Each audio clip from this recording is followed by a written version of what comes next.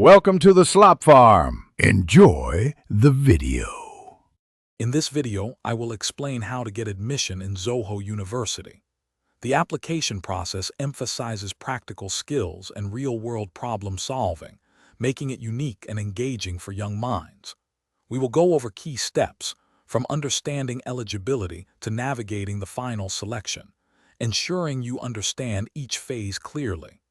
This guide provides a comprehensive roadmap for your successful application journey, helping you prepare thoroughly. To be eligible, applicants are typically between 17 and 20 years of age, possessing a strong passion for technology and learning. You should have completed your higher secondary education with a solid academic record.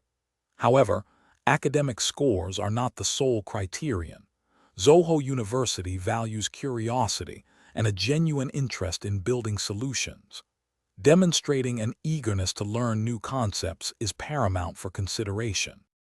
The application begins with an online form available on the Zoho University website. You will need to provide personal details, academic history, and a statement of purpose outlining your aspirations.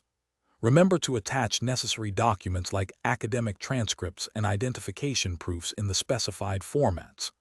Submitting your application well before any stated deadline ensures a smooth review process, avoiding last-minute rushes.